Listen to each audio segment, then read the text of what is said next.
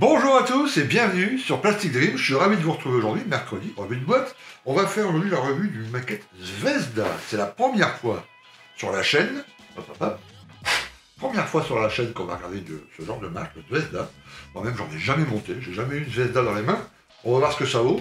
Grosse boîte, gros hélicoptère russe au 48, le Hind Mi-24V, enfin 5-5V.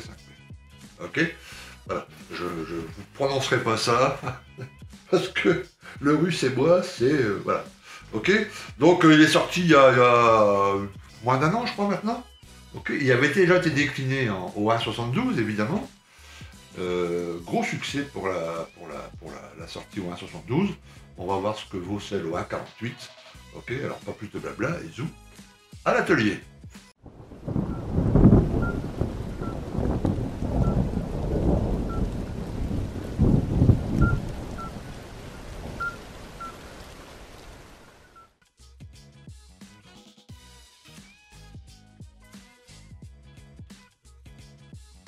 Alors comme vous le voyez, la boîte est assez énorme, hein. Boîte classique avec les codes couleurs ici, donc vous avez les Tamiya, ok, donc vous pouvez après décliner dans toutes les gammes. Derrière, la maquette montée, petit résumé en anglais, et puis c'est tout, et là d'autres marques, c'est Zvezda. Ok, alors elle s'ouvre un peu particulièrement par rapport aux autres boîtes, elle s'ouvre comme ça, tac, tac, voilà. On va mettre ça de côté, on va regarder ça ensemble, comme d'habitude. La notice, et ensuite les grappes. On met ça de côté, on range la boîte. Zo. Ok, notice. Alors, Zvezda. Alors là, un plan couleur déjà. Voilà les possibilités qui vous sont offertes. Enfin, si vous voulez utiliser la planche d'écale, il existe des planches d'écale pour faire d'autres types d'appareils. Voilà, soviétique, et là c'est République tchèque, ok, celui-ci, soviétique, il doit bien avoir un guerre Afghanistan, oui, 88 ici, donc guerre Afghanistan, et puis, bah celui-là c'est un même, et celui-là, 2015, donc là c'est plus soviétique, c'est russe, et là 2019, donc le soviète. En Afghanistan, si vous voulez faire un peu, pas abîmé, mais tu vois, voilà, vous éclater avec le weathering, c'est plutôt celui-ci qu'il va vous falloir faire, avec les codes couleurs, encore une fois, Tamiya. Donc plutôt pas mal. Ok. On va regarder la notice, version toute porte fermée ou porte ouverte, ok, ou un mix des deux, hein. Des petits conseils utiles en français. Très bien, parfait, les grappes, ici, et on commence. Donc vous noterez tout de suite qu'il y a deux pilotes, hein, pour l'engin. Voilà, les deux sièges, poste de pilotage. Alors, il ne nous montre pas beaucoup. Ah, c'est des décales. Ah, déjà, ça démarre mal. Parce qu'à cette échelle-là, au 1,48, ok, l'inconvénient des décales, vous l'aurez compris, c'est que ça va être plat, comme la Belgique. Non, ça va être tout plat, les décales. Voilà, tout est plat, il n'y a pas de relief là, donc vous ne pouvez pas vous-même peindre un machin. Donc soit vous mettez les décales, soit il va falloir se tourner vers un cockpit, des planches aménagées par Edward ou autre. J'imagine que c'est sorti, ou que ça va déjà, ou que ça va sortir après. Alors, ensuite, la cabine, les moteurs. Les moteurs ici, mise en place des moteurs turbines. Bon, il y a l'air d'avoir un léger capitonnage sur la pièce, on ira voir après. On commence sur le fuselage. Des trous à percer, attention, des petits trucs à enlever, attention. Voilà, il y a deux versions, il faudra faire attention. Si vous voulez ouvrir ou pas. Ok. On referme du demi-fuselage autour de la cabine. Parfait, on continue l'assemblage. Voilà, et puis là, c'est le cockpit, et le cockpit, c'est pareil. Hein. Donc là, au 1,48, un beau cockpit. En plus, les cockpits du Hind, ils sont avec cette couleur vert turquoise, là, enfin bleu vert turquoise, c'est magnifique. Tu vois, donc là, s'ils avaient fait tout en relief, moi, j'aurais balancé les décales, et puis tout refait à la... Là, c'est pas possible. Donc il va falloir trouver une alternative, pardon. Ok, on continue. Ok, les deux pylônes de support. C'est quand même une belle bête, hein, 1,48, pratiquement 50 cm de long, hein, 48,8 je crois. Donc c'est quand même pas mal. Hein. Et c'est vrai qu'il a une tronche vraiment particulière, hein, cette espèce de grosse libellule à gros yeux là. C'est impressionnant. Et puis tout l'armement en dessous, que vous aurez le choix, j'imagine, il doit y avoir pas mal de choix. Voilà, mise en place des trappes, ouvertes ou non. Donc aussi, ça peut être intéressant, faire un modèle expo avec toute trappe ouverte. Bon, je pense qu'il y aura un peu de scratch, parce que vu le prix et le poids de la boîte, ça m'étonnerait que tout soit détaillé à 100%. Mais pour un scratcher et tout, il y a de quoi faire quelque chose de très, très, très sympathique. Et puis, la mise en place des hélicos. Alors moi, c'est le seul truc. J'ai déjà un Black Hawk, hein, je travaille dessus. Bon, j'adore les hélicoptères, mais le seul truc qui m'ennuie, c'est les pales.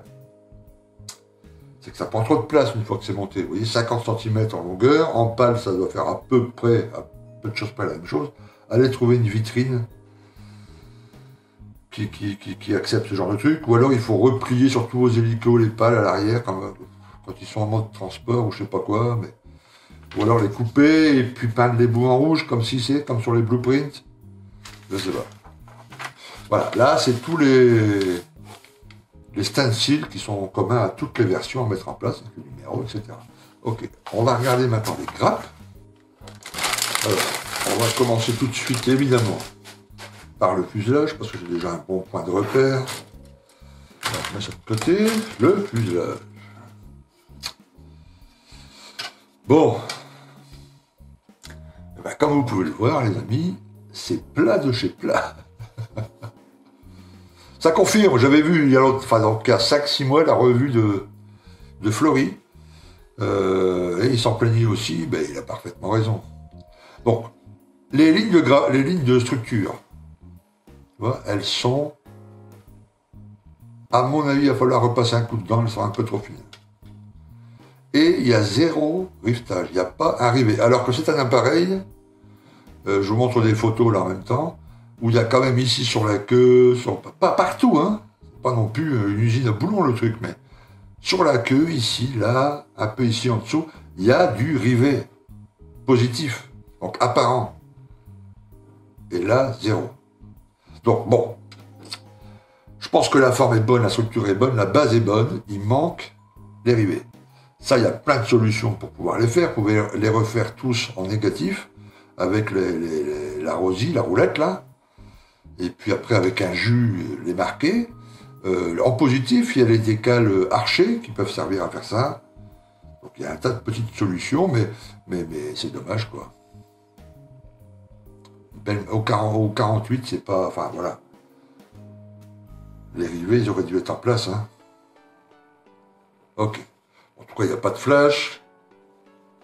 On va regarder les autres. Grappe. Okay. La gravure est fine. Hein.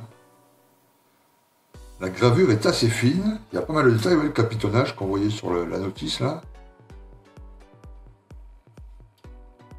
Les portes ici qui peuvent être ouvertes, elles sont non seulement tu vois, moulées des deux côtés, enfin il y a des gravures des deux côtés, et il n'y a pas de pin d'éjection, quoi, tu vois. Ils ont fait attention quand même à voilà. Donc c'est plutôt pas mal, hein.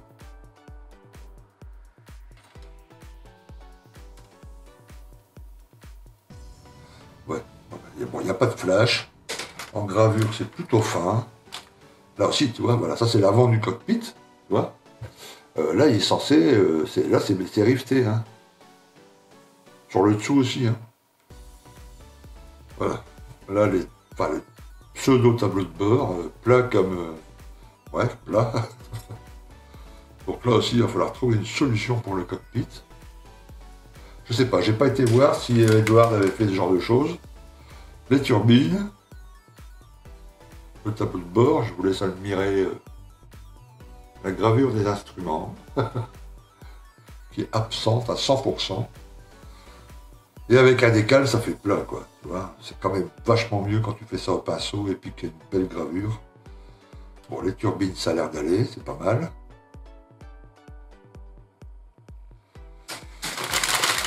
Alors, deuxième sachet, il n'y a que 2 sachets. Hein. Après, il y a un sachet pour les transparents, mais...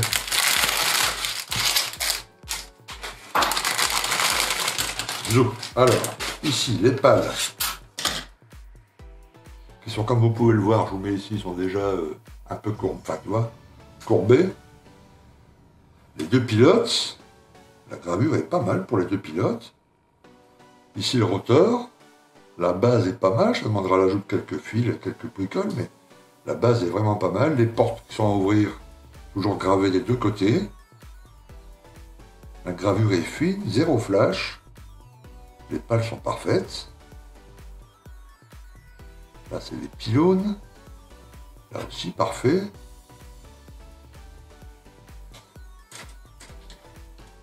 Alors ici, la grappe avec les armements, des choses comme ça. Enfin, les armements principalement. Hein. Là aussi, la gravure est pas mal. Il y a de quoi faire quelque chose de vraiment sympa. Hein. Et puis la dernière grappe, enfin, c'est la grappe transparente qui est protégée dans un petit plastique, comme vous pouvez le voir.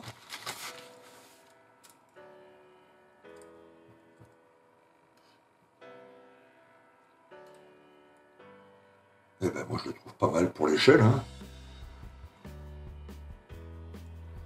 Bon, je la trouve parfaite. Il y aura un travail minutieux de masquage au mascole. Je pense qu'il va falloir y aller au mascole.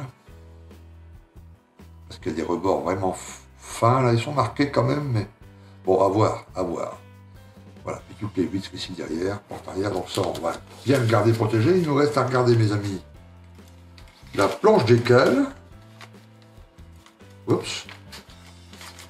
Voilà. La planche d'écale, 2 petites planches d'écale, une pour les stencils et une pour les versions différentes.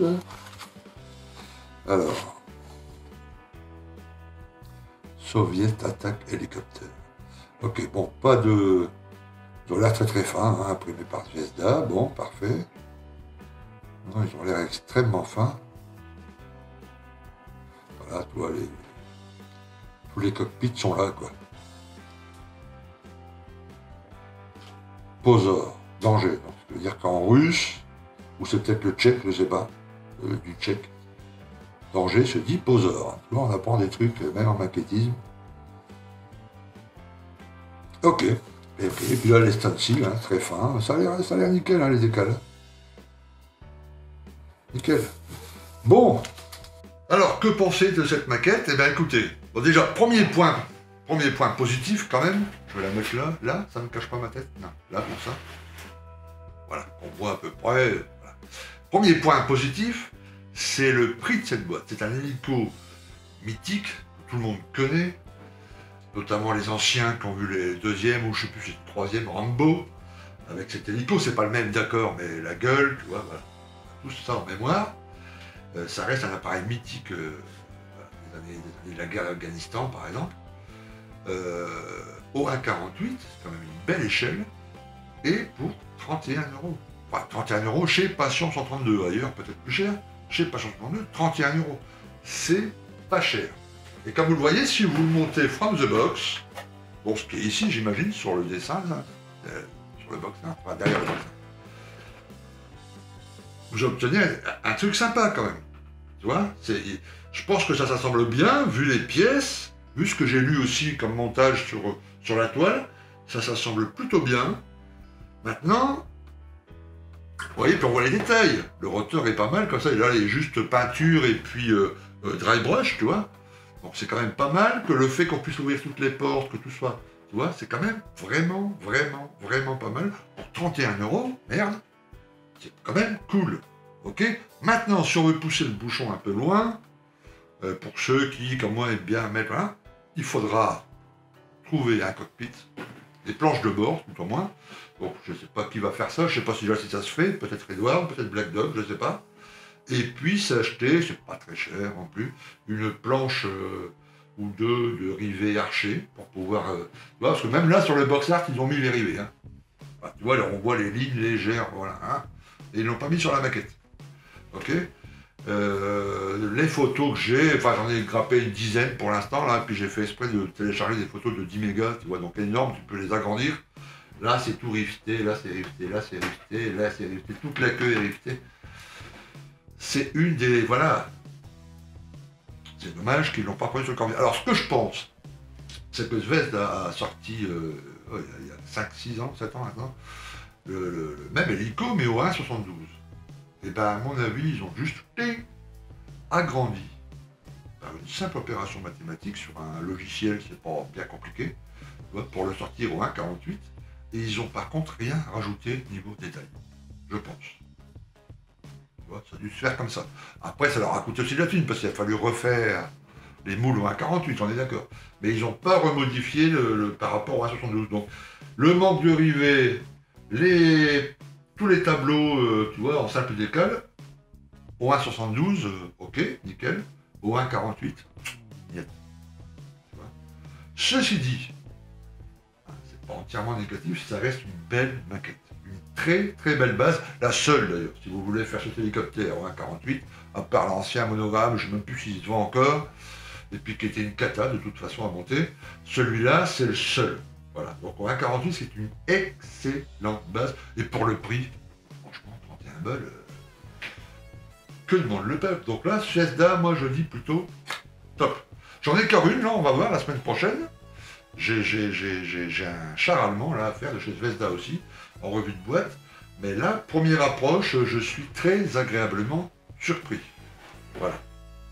Non seulement par la qualité des gravures, donc les rivets, d'accord, on va pas y revenir, mais vous voyez ce que je veux dire, je suis plutôt satisfait. Et pour le prix, franchement, super content. Que les références de peinture Tamiya, moi je dis top. Alors moi j'ai un petit projet là-dessus, qui n'existe pas. Là, vous savez, moi je suis dans ma période là, où militaire, j'en monte plus. Pour l'instant, j'en monte 2 en commission, mais après, j'ai pas de projet militaire. J'ai envie de faire des trucs civils et des trucs un peu, pas fiction, mais tu vois, un truc un peu. Je verrais bien en hélico, transformer ça en hélico de transport. Je sais pas, faut que je trouve un truc, mais j'avais vachement envie de le monter celui-là, mais pas en version militaire. Je sais même pas s'il existe en version de transport, ça serait étonnant. Mais en version vraiment pas armée, quoi, tu vois. Voilà, donc remplacer tout ça, enlever ça, enfin je sais pas. J'ai une soudaine envie comme ça. Voilà. Ok, très bien. Merci à tous, merci d'avoir regardé cette revue de boîte. Alors si les hélicos, ça vous intéresse, sur la 48, c'est soviétique en plus, n'hésitez pas, Passion 132, 31 €, enfin même pas, je crois que c'est 30,80 €. Donc pour un bel hélico comme ça vaut le coup. Ok, merci à tous, et je vous dis à une prochaine vidéo. Portez-vous bien, à plus, ciao.